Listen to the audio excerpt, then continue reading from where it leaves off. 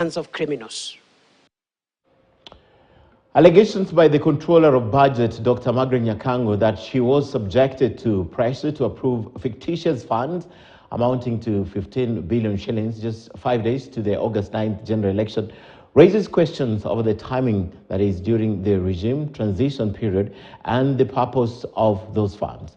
While the law is clear on how funds should be approved and appropriated, even the Controller of Budget admits there are loopholes. Rita Tinina reports. Between the time IBC announced William Ruto as president and the day he was sworn in, they looted more than 24 billion shillings in this country. 2 days after the claims by Deputy President Rigathi Gachagua. I have to use a lot of discretion, and I'm also human. When I'm under threat, I have to self-preserve. Controller of Budget Margaret Nyakango claimed she was put under pressure by former Treasury CS Ukur Yatani to approve fictitious funds amounting to 15 billion shillings just 5 days to the August 9th general election. Ukur Yatani fired back, dismissed the allegations and claimed Deputy President Rigathi Gachagua had requested 1.59 billion shillings for cars, food and drinks even before he was sworn into office. The claims by Nyakango and revelations by Yatani bringing to the fore two things. First, the timing of the approval of funds. Whether it's election day, the swearing in day, I'm releasing money throughout. So for me, transition does not bring a difference. Then the circumstances surrounding the request and release of funds.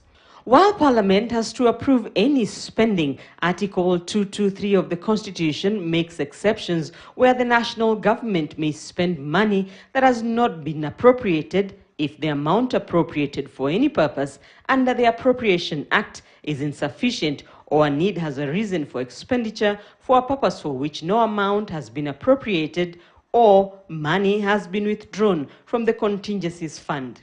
The approval of Parliament for any spending under this article shall be sought within 2 months after the first withdrawal of the money. If Parliament is not sitting during the time contemplated or is sitting but adjourns before the approval has been sought, the approval shall be sought within 2 weeks after its next sitting. But according to the Controller of Budget, the article is not foolproof. The question of unforeseen is really a matter of English, Honorable Chair. When we say a need has arisen, what do we mean? This article is greatly abused. It is a very honorable piece of legislation, but there are people who have seen loopholes there, and they utilize those loopholes to do certain things.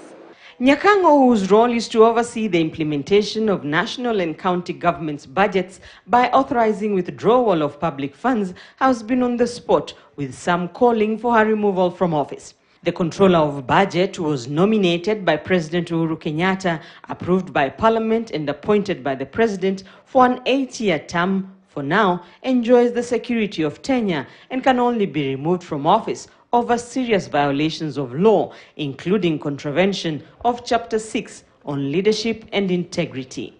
Rita Tinina, KTN News. From integrity matters now to education matters.